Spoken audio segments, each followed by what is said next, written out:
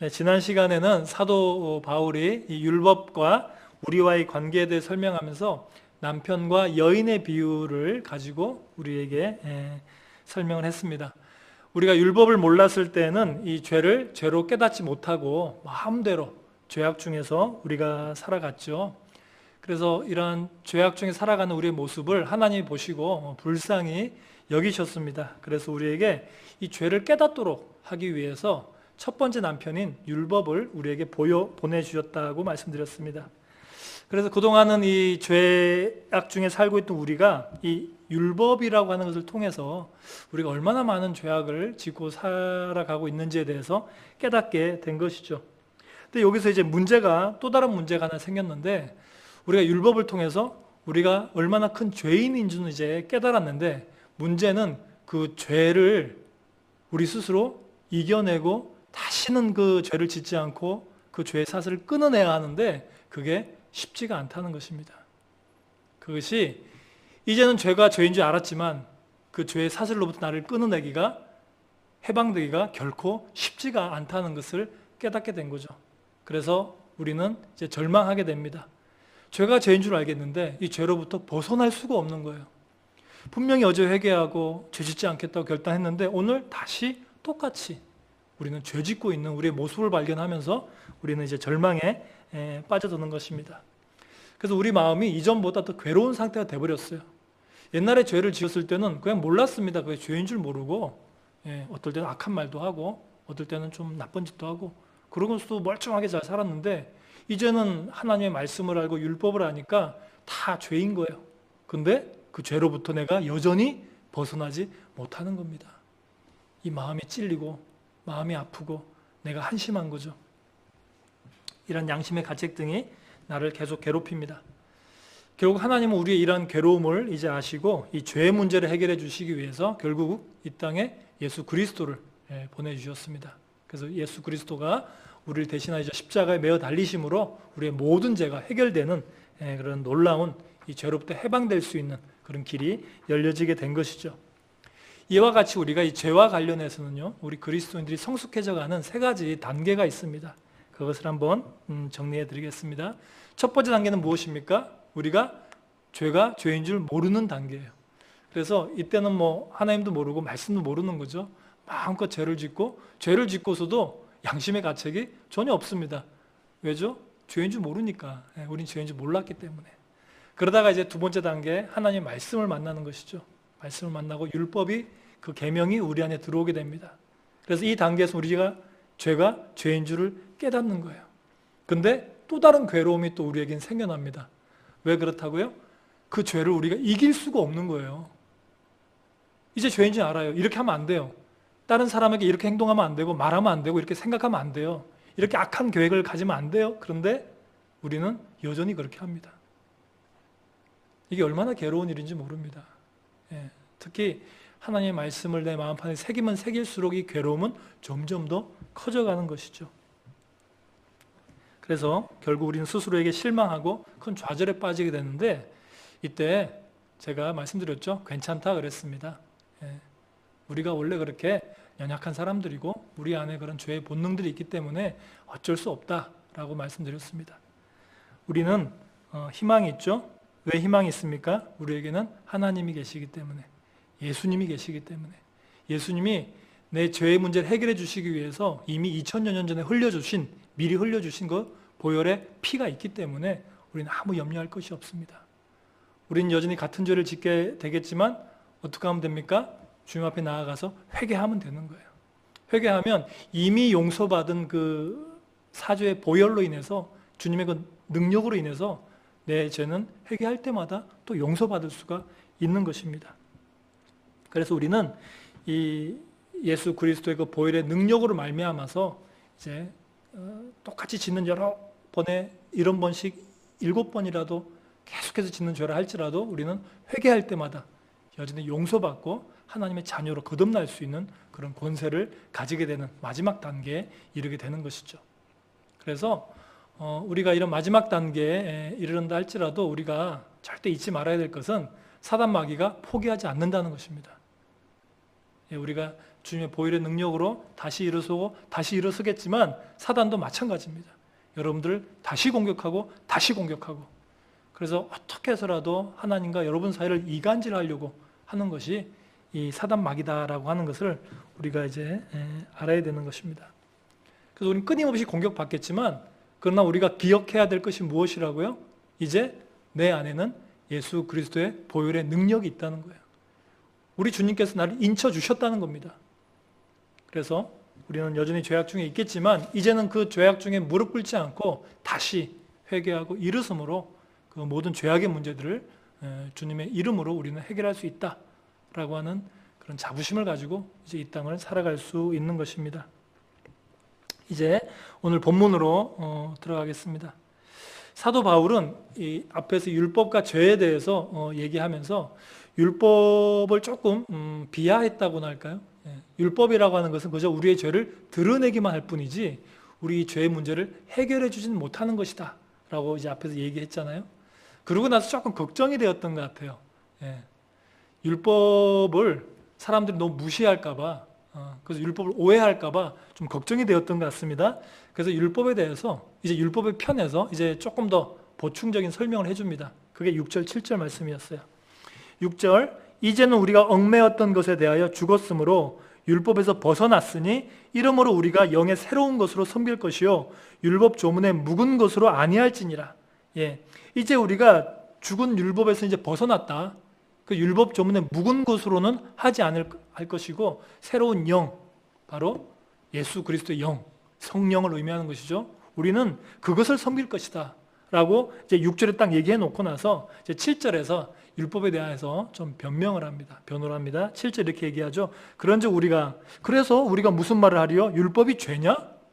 반문하고 있죠. 그럼 율법이 이게 잘못된 것이냐? 그렇지? 그럴 수 없느니라. 율법으로 말미암지 않고는 내가 죄를 알지 못하였으니 곧 율법이 탐내지 말라 하지 아니하였더라면 내가 탐심을 알지 못하였으리라. 사도 바울은 그렇다고 해서 율법을 무시할 수 있는 것이냐? 아니라는 것입니다. 율법은 반드시 필요하다는 것이에요. 우리가 우리의 죄를 깨닫지 않으면, 제가 아까 죄와 말씀드린 죄의 1단계, 2단계 있죠. 2단계로 넘어가는 그 단계에서 이 율법이 우리가 죄를 죄로 깨닫게 해주는 역할을 율법이 해주지 않으면 그 다음 단계로 나아갈 수가 없다는 겁니다. 성령의 능력에 힘입어서 그 죄를 이기는 그 단계로 넘어갈 수가 없다라고 하는 거예요. 반드시 율법을 통해서 우리의 죄를 죄로 인식하는 이 과정이 필요하다. 그러므로 율법은 없어서는 안 된다. 무시당해서는 안 된다라고 얘기하고 있죠. 그래서 이 율법이라고 하는 것은요, 아주 중요한 도구입니다. 우리가 우리의 죄를 하나님 앞에 드러내고 또 회개하고 용서받을 수 있는 가장 출발점이 되는 것이 바로 율법이라고 하는 것이죠. 그런데 이 아주 유용한 기능을 가진 율법이 문제가 생기기 시작합니다. 그게 뭐냐면 이 율법이 하나님의 손에 들려 있었을 때는요 아주 문제가 없어요. 그 순기능을 잘합니다. 그런데 이 율법이 사람의 손에 들리기 시작하면서 이제 율법의 역기능이 나타나기 시작하는 거예요. 이건 마치 이 수술용 메스가, 여러분들 그 메스가 아주 잘 들잖아요. 그래서 우리가 암덩어리를 조직에서 잘라내는데 정확하게 이 메스로 잘라냅니다. 암덩어리를. 그런데 이게 아주 유능한 의사가 그 메스를 들고 수술하면 그런데 만약 이제 막 초보자가 이제 막 처음 그 암 수술 해본 사람이 하게 되면 어떻게 됩니까? 실수할 수 있는 거예요. 잘못하면 혈관을 자를 수도 있고 신경을 끊어놓을 수도 있고 아주 위험한 일이 될 수도 있는 것이 바로 이런 일들인 것이죠. 그래서 누구의 손에 들리느냐에 따라 가지고 이것이 나에게 유용할 수도 있고 나에게 아주 위험할 수도 있다라고 하는 것입니다. 처음에 하나님이 우리에게 율법을 주셨을 때는요, 율법에 아무런 문제가 없었어요. 율법은 바로 이런 것이었습니다. 12절 말씀 이렇게 나와 있습니다. 이로 보건대 율법은 거룩하고 계명도 거룩하고 의로우며 선하도다. 네, 하나님이 우리에게 주신 율법은요 거룩한 것이었고요 선한 것이었어요. 우리 사람들을 위한 것이었습니다. 의로운 것이었습니다. 그런데 이 율법이나 계명이 이제 사람의 손에 쥐어지기 시작하면서 이게 생각지도 못한 역기능들이 나타나기 시작한 거죠. 9절 말씀. 전에 율법을 깨닫지 못했을 때에는 내가 살았더니 계명이 이름에 죄는 살아나고 나는 죽었도다. 네, 자 다시 한번 제가 설명드릴게요. 전에 율법을 깨닫지 못했을 때는, 몰랐을 때는 내가 살았다. 이 말은 뭐냐면 아주 죄의식 없이 잘 살았다 그랬는데, 계명이 이름에 이제 죄는 살아나고, 그죠? 죄가 드러난 거예요. 근데 내가 어떻게 됐습니까? 나는 죽어버렸다 그랬습니다. 네, 나는 죽어버렸다. 이게 무슨 의미일까요? 이것이 바로 앞에서 계속 말씀드렸던 것처럼 율법이 우리의 죄의 문제를 드러내긴 합니다. 그런데 우리가 그 드러난 죄를 보면서 우리가 그 죄를 이겨낼 수 있어야 되고 끊어낼 수 있어야 되고 해방될 수 있어야 되는데 우리의 능력은 그걸 할 수가 없었잖아요. 그걸 보면서 나 스스로 한탄하고 자멸하는 것이죠. 나는 이 죄를 이겨낼 능력이 없구나. 나는 의미가 없는 존재구나 라고 생각하면서 멸망의 길로 내가 들어가게 되는 것입니다. 이 스스로에 대한 가책으로 말미암아서 살아갈 그런 소망을 잃어버리게 되는 것이에요.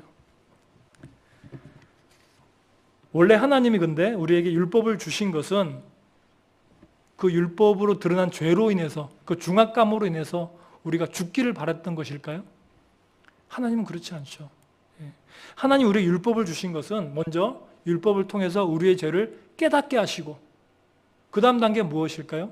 그 죄를 하나님 앞에 틀어놓고 회개하기를 원하신 것입니다. 회개하면 우리 주님께서는 즉시로 우리를 용서하시고 품어주십니다. 그 무서운 죄에도 불구하고, 우리가 딱 보니까 우리 죄가 너무 무겁거든요. 그 무거운 우리의 죄에도 불구하고 하나님 우리를 용서하시는 거예요. 얼마나 그게 감격스러웠을까. 여러분, 우리가 지은 죄가 어떤 건지 얼마 알지도 못해요. 내가 뭘 잘못했는지 알지도 못해요. 근데 누가 나타나서 그냥 용서한다 그러면 그게 감동이 됩니까? 내가 뭘 잘못했는지 모르는데. 근데 율법을 통해서 이제 우리가 얼마나 죄인 괴수인지를 알게 되었습니다. 도저히 이건 내가 생각해도 용서받을 수가 없어요. 그런데 하나님이 그것을 깨끗하게 용서해 주신 것입니다. 양털같이 흰눈같이 깨끗하게. 그 전에 지었던 것은 도무지 기억하지 않으시고 용서해 주신 것입니다. 얼마나 하나님께 감사하고 감격적인 일입니까? 이것이 바로 율법의 기능이었다는 거죠. 우리의 죄를 죄로 깨닫게 하고, 그래서 우리가 얼마나 큰 죄를 용서받았는지를 알게 하는 것, 그것이 바로 율법의 진짜 기능이었던 것입니다. 제가 저희 집 아이들 이야기를 좀 해드릴게요. 제 딸아이가 유빈이가 벌써 대학교 이제 3학년이에요. 고3 막 시험 치른다고 막 고생했던 게 엊그제 같은데 벌써 이제 3학년, 이제 내년 벌써 졸업할 것 같습니다. 그 학교에서 이제 사회심리학과 전공하는데 이제 한 3년 동안 이 사회를 심리학 쪽으로 공부를 막 한 거예요. 얼마나 많은 공부들을 했겠습니까? 그러다 보니까 이제는 어떤 그 분야에 대해서는 저희들보다 훨씬 더 많은 지식을 이제 가지게 된 거죠. 그러다 이제 지내다 보면 좀 이제 유빈이가 잘못한 게 있어가지고 유빈이 엄마가, 우리 고사모가 이제 좀 혼을 내려고 너 이건 잘못한 거야라고 이제 얘기를 하는데 말빨이 딸리는 거예요. 그 분명히 잘못한 건데 점점 자꾸 얘기를 하다 보면 이제 유빈이가 잘못한 것이 아닌 것이 되는 거예요. 그래서 밀리고 어때 막 속상해가지고 나보고 좀 한번 해보라고, 나보다 말 더 잘하니까 한번 잘해보라고 하는데 제가 붙어봐도 안 돼요. 못 이기겠어요. 그래서 넌 이제 잘못해도 유빈이가 여러 해 알아서 깨달아야지, 걔는 우리는 못 가르치겠다, 하나님께 기도하든지 둘 중에 하나입니다. 그래서 유빈이 뭔 잘못을 해도요, 이거 가르치기가 참 쉽지가 않아요. 저희가 힘이 딸려요 이제. 근데 우리 주원이는 이제 1학년 지나서 이제 2학년 되는데 애가 참 순해요. 그 저희 집 별명이 순둥이에요. 우리 주원이 같은 경우에 순둥인데, 그 주원이 뭐 좀 잘못한 게 있어가지고 너 이거 왜 이렇게 했어라고 말을 하면은 눈물을 뚝뚝 흘리는 거예요. 아니 뭐라고 하지도 않고 조금 뭐 잘못했다고 이렇게 말을 꺼낼라 참 눈물을 뚝뚝 흘리는 거예요. 그래서 아니 야 내가 뭐 어떻게 했냐 그랬더니 왜 그러냐 그랬더니 자기는 아빠가 내 잘못에 대해서 이렇게 얘기를 딱 시작하면 뭔가 크게 혼이 날 것 같고, 그래서 그런 준비를 하는 것 같다는, 내가 사전 준비를 이제 나를 크게 혼내려고 사전 준비를 하는 것 같아서 내 잘못을 이야기하면 눈물부터 난다는 거예요. 그래서 그게 아니고 아빠는 네가 그런 잘못들을 집에서 이렇게 하는 건 괜찮아도 밖에 나가서 그런 잘못을 하면 네가 얼마나 욕을 먹고 또 잘못하면 또 고생할 수도 있으니까 그렇게 하지 말라고 내가 너한테 미리 이러이러한 잘못은 이래서 안 되고 저래서 안 되고 내가 알려주려고 하는 거지 너를 막 혼내려고 그러고 야단치려고 하는 것이 아니다 라고 얘기를 해주니까 그 다음부터 이제 무슨 잘못을 얘기를 해도 알았어 하면서 얘기를 잘 듣더라고요. 이게 바로 하나님이 우리에게 율법을 주신 목적입니다. 하나님은요, 이 율법을 통해서 여러분들의 죄를 드러내고 또 그 죄의 형량을 결정을 해가지고 그것을 가지고 여러분들을 모질게 혼을 내고 징계하시려고 하는 것이 아니다라고 하는 거예요. 하나님은 왜 여러분에게 율법을 주시고 그 죄를 깨닫게 하려고 하십니까? 여러분이 그와 같은 잘못을, 죄를 또 저질러서 그래서 그것으로 인해서 더 고생하고 더 힘든 일을 당할까 봐 여러분들 미리 조치하고 여러분들 미리 다듬어 주시려고 그렇게 이 율법으로 여러분들의 죄를 보여주시는 것입니다. 그런데 여기서 악한 영이요, 우리들을 속이는 거예요. 악한 영이 우리에게 어떤 마음을 주냐면 하나님은 우리 율법을 통해서 우리의 죄를 드러나게 만들고 그리고 그 죄를 가지고 우리를 심판하시고 징계하셔서 멸망시키려고 하신다 라고 악한 영이 우리를 속이는 겁니다. 그래서 악한 영은 우리 그 죄로 인해서 심판을 받아 결국은 멸망하게 될 것이라고 속여서 하나님과 우리 사이를 멀어지게 이간질하려고 하는 것이 바로 이 사단의 목적이다라고 하는 것이죠. 11절 말씀이 그 말씀입니다. 11절 죄가 기회를 타서 계명으로 말미암아 나를 속이고 그것으로 나를 죽였는지라. 죄가 계명, 율법으로 말미암아 나를 속인 것이 뭐냐면 바로 하나님이 나의 그 죄 때문에 나를 징계하실 것이고 나를 멸망시킬 것이다 라고 나를 속인다라고 하는 것입니다. 그러니까 결국 나는 그 중압감에 나는 죽어버리는 거예요. 난 더 이상 살 소망을 잃어버리게 되는 것입니다. 이것은 마치 우리가 창세기 때 아담과 하와가 뱀의 유혹에 넘어가서 죄를 짓게 되죠. 죄를 짓고 선악과를 따먹게 되자 그들이 했던 가장 첫 번째 일이 무엇입니까? 하나님으로부터 숨는 일이었습니다. 하나님은 정말 마음이 안타까우셨을 거예요. 하나님은 그 말씀을 지키지 않은 그 이유로 인해서 하나님으로부터 숨으려고 하는, 숨을 수도 없지만 숨으려고 하는 그런 아담과 하와의 모습을 보시면서 너무나 안타까우셔서 물어보십니다. 내가 어디에 있느냐?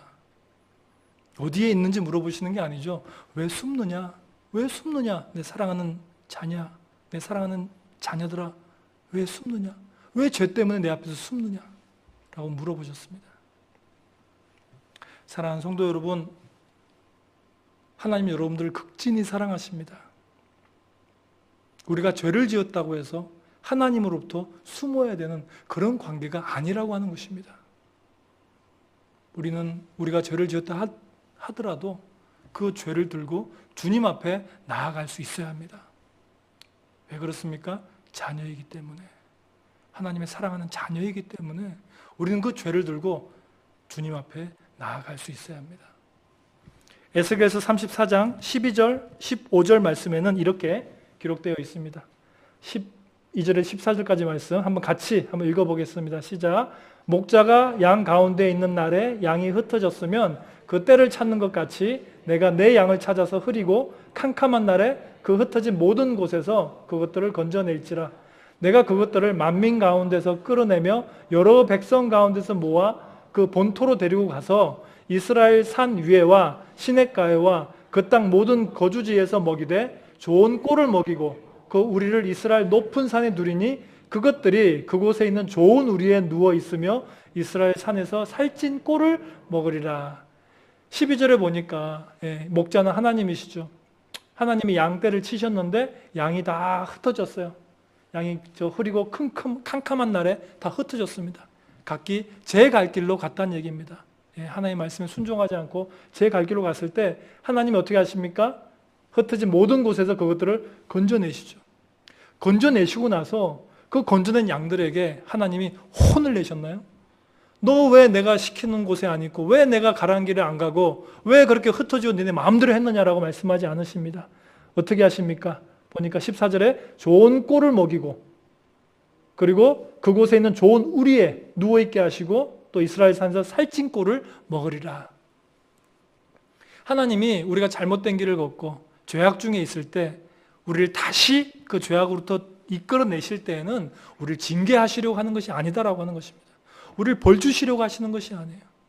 하나님은 여러분들을 좋은 꼴을 먹이고 좋은 우리로 인도하고 또 살찐 꼴을 여러분들을 먹이시려고, 입히시려고 그렇게 하신다라고 하는 것이죠. 탕자의 이야기를 우리가 기억합니다. 탕자가 하나님께 자기의 몫을 달라고, 아버지께 자기의 몫을 달라고 요구하죠. 요구해서 자기 몫을 가지고 멀리 떠났습니다. 가서 온갖 고생을 다 하죠. 돼지우리에서 쥐엄나무 열매, 돼지들이 먹는 그거를 그냥 동냥해서 먹으면서 고생하다가 결국 탕자는 어떻게 합니까? 탕자는 아버지께로 돌아가기로 결심합니다. 여러분, 여기서 지금까지 우리가 말씀드린 것과 똑같습니다. 탕자가 가장 잘했던 결정은 무엇이옵니까? 아버지께로 돌아가기로 결정한 것.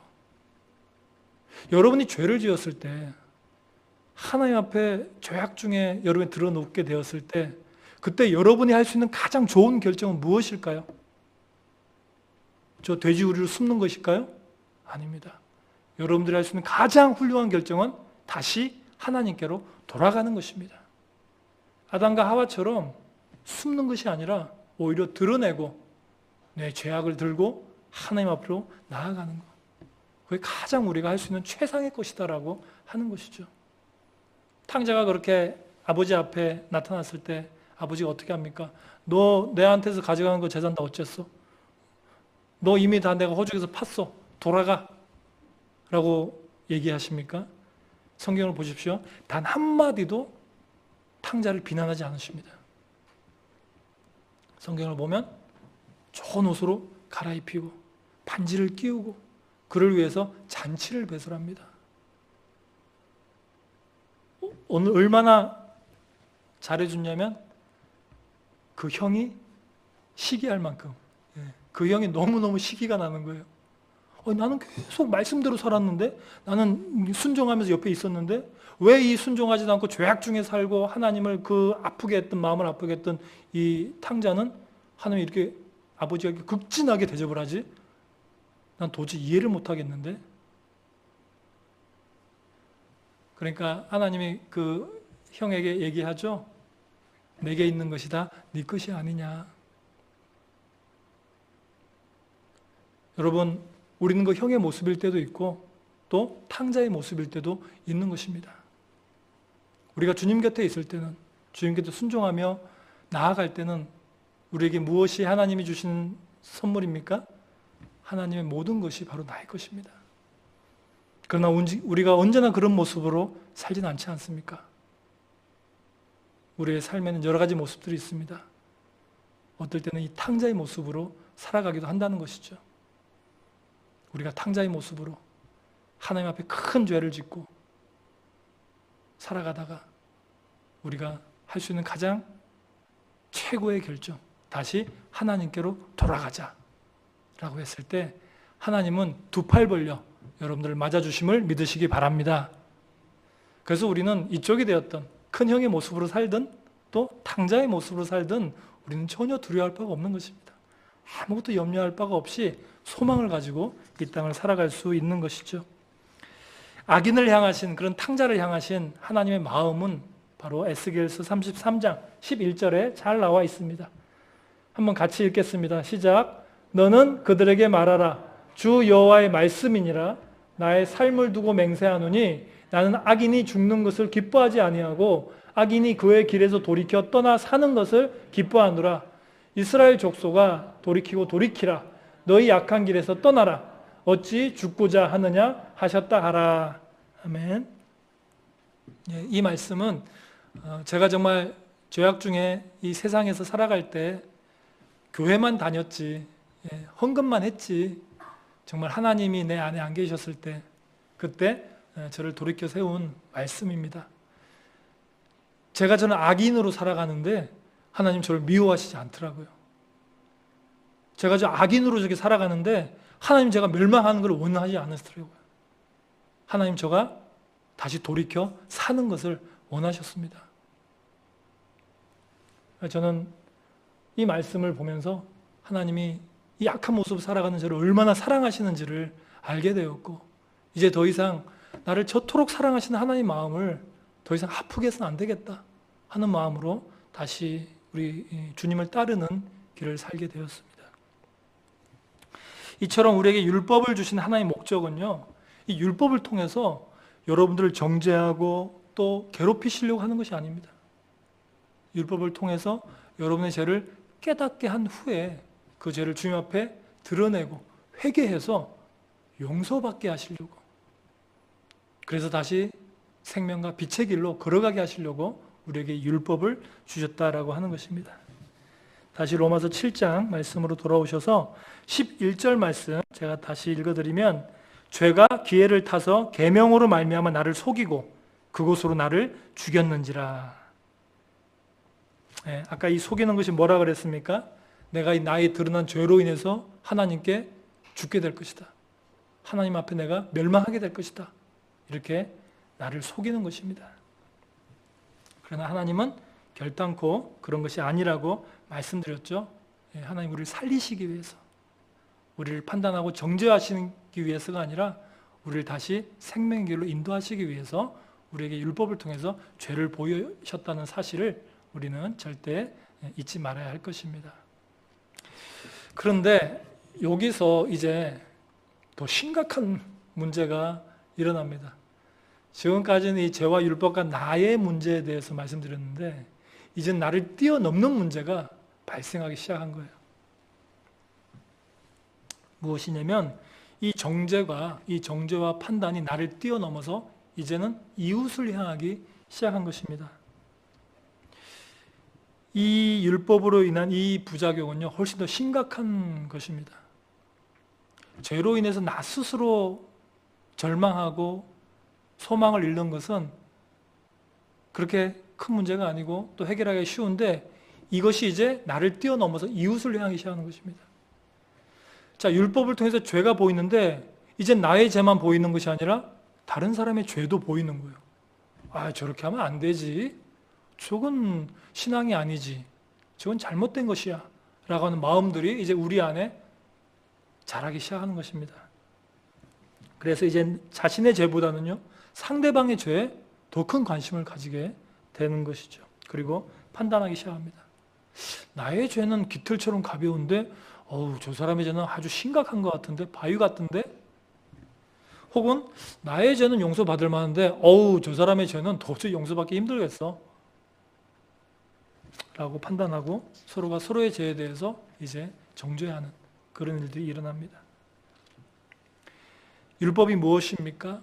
율법은 우리의 잘못을 내가 깨달아서 알고 회개해서 하나님께 용서받아서 하나님의 그 사랑을 깨닫기 위한 그런 도구였는데, 이제 주인이신 하나님의 모습은 싹 사라집니다.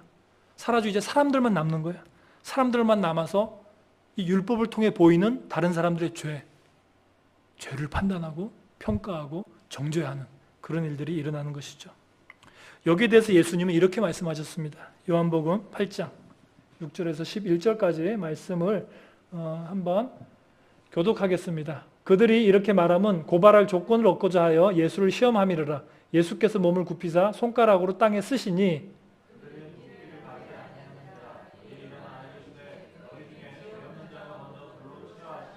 다시 몸을 굽혀 손가락으로 땅에 쓰시니 그들이 이 말씀을 듣고 양심의 가책을 느껴 어른으로 시작하여 젊은이까지 하나씩 나가고 오직 예수와 그 가운데 섰는 여자만 남았더라. 아멘. 사람들이 가늠한 여인을 더 있었죠? 좀 이상했습니다. 읽으면서 10절 11절 말씀 마저 한번 같이 읽겠습니다. 시작. 예수께서 일어나사 여자 외에 아무도 없는 것을 보시고 이르시되 여자여 너를 고발하던 그들이 어디 있느냐? 너를 정죄한 자가 없느냐? 대답하되 주여 없나이다. 예수께서 이르시되 나도 너를 정죄하지 아니하노니 가서 다시는 죄를 범하지 말라 하시니라. 아멘. 당시에는 이제 율법에 따르면 가늠한 여인은 돌로 때려 죽여야 되는 것이 율법입니다. 근데 우리 예수님은 평소에 이 사랑과 용서에 대해서 말씀하셨단 말이에요. 근데 그렇게 말씀하신 예수님 앞에 이 여인을 데리고 와서 이제 모세가 이런 여인은 돌로 때려 죽이라고 율법에 말했는데 어떻게 할까요? 주님 어떻게 할까요? 여기서 주님이 돌로 때려 죽여라 하면 평소에 말했던 사랑과 용서가 거짓이 되는 것이고, 때려 죽이지 말고 살려줘라 그러면 모세의 율법을 어기게 되는 것입니다. 예. 이러지도 못하고 저러지도 못하는 이런 상황에서 여러분 아시다시피 우리 예수님은 아주 기가 막힌 말씀으로 이 상황을 견뎌냅니다. 뭐라고 하십니까? 너희 중에 죄 없는 자가 먼저 돌로 치라. 이 말씀은 두 가지 의미가 있죠. 이 여인만 죄가 있느냐라고 물어보시는 겁니다. 이 여인만 죄가 있고 너희들은 죄가 없느냐라고 물어보시는 것이죠.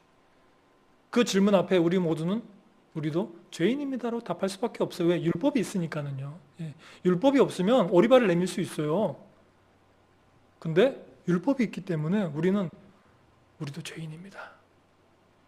다음에 두 번째 의미가 뭐냐면, 그러면 너희도 죄인인데 죄인이 죄인을 심판할 수 있느냐? 죄인이 죄인에게 돌을 던질 수 있느냐? 라고 물어보신 것입니다. 이 말을 듣고 이제 이 사람들 양심의 가책을 받은 거죠. 아, 그렇구나. 그 돌을 다 내려놓고 떠났습니다. 예수님이 이 여인에게 아주 중요한 말씀을 하십니다. 뭐라고 말씀하십니까? 11절 말씀 뒤에 가시면, 뒷부분에 가면 나도 너를 정죄하지 않겠다라고 이제 말씀하시죠. 11절에 나도 너를 정죄하지 아니하노니. 이것이 율법에 대해서 말씀하시는 거예요. 예수님도 너를 정죄하지 않겠다라고 하는 것입니다. 율법의 기능이 뭐라고요? 율법의 기능은요, 죄를 알게 하는 것이지 정죄하는 것이 아니었다는 것입니다. 그러나 율법의 기능은 또 무엇입니까? 내가 깨달은 죄를 깨닫고 회개하고 용서받아서 이제 다시는 같은 죄를, 그 죄를 범하지 않는 거, 그게 율법의 마지막 목표거든요. 그래서 말씀하시죠. 다시는 죄를 범하지 말라. 율법이 어떤 것인지에 대해서 예수님이 말씀해 주시고 있는 거예요. 율법은 정죄하는 것이 아니라 죄 짓지 않도록 도와주는 것이 바로 율법이다라고 하는 것입니다.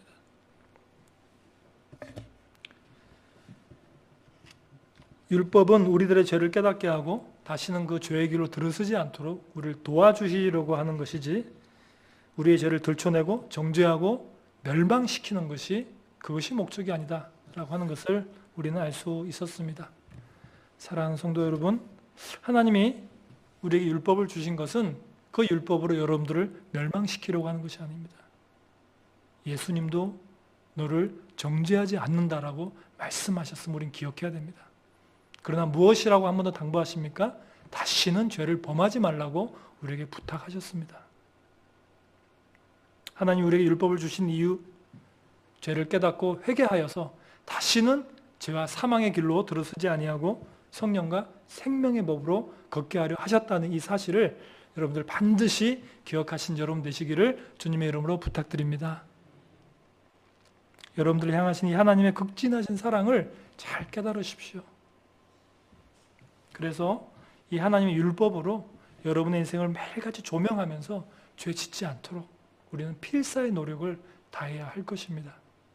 그러나 우리의 연약함으로 인해서 우리는 또 여전히 죄를 짓게 될 것입니다. 그때마다 낙담하지 말자고 말씀드렸죠. 어떻게 하면 됩니까? 예수 그리스도의 보혈의 능력에 의지하면 됩니다. 그 보혈의 능력에 의지해서 우리가 회개하면 하나님 그 어떤 것도 정죄하지 아니하시고 여러분들을 눈털처럼, 양털처럼, 새하얀 양털처럼 여러분들 깨끗이 여러분들 죄를 지어주심을 믿으시기 바랍니다. 그런데 한 가지 문제가 더 있었죠. 이 율법으로 인해서 나의 죄는 이제 그렇게 넘어가면 되는데 다른 사람들의 죄, 이거 어떻게 해야 될까요? 율법으로 인해 알게 된 다른 사람들의 죄, 어떻게 해야 될까요? 네, 마지막 말씀 한 번 더 보고 이제 마치겠습니다. 우리가 성경 공부 요즘 하면서, 그죠? 저랑 성경 공부 하시는 분들 매주 제가 드리는 말씀이죠. 묵상하는 말씀인데 같이 한번 읽겠습니다. 시작. 서로 친절하게 하며 불쌍히 여기며 서로 용서하기를 하나님이 그리스도 안에서 너희를 용서하심과 같이 하라. 아멘. 우리가 서로 친절하게 하고 불쌍히 여기고 또 용서해야 되는 이유가 무엇입니까? 우리의 믿음이 대단해서 그렇습니까? 우리의 인격이 훌륭해서 그렇습니까? 아니면 그 사람이 이제 충분히 회개하고 용서할 만하니까 그렇습니까? 아닙니다. 우리가 다른 사람들을 친절하게 하고 불쌍히 여기고 용서해야 되는 이유는요, 하나님이 그리스도 안에서 우리를 먼저 용서하셨기 때문에, 그렇다는 것입니다. 우리는 이 사실을 기억해야 합니다. 절대 잊지 말아야 합니다. 하나님이 그리스도 안에서 여러분의 죄를 먼저 용서하신 것처럼 여러분도 그들을 불쌍히 여기고 또 서로 용서함으로 하나님의 사랑을 실천하는 진정한 주님의 자녀들이 되시기를, 우리를 위해서 우리의 모든 죄를 대신 짊어지신 예수 그리스도의 이름으로 축원합니다.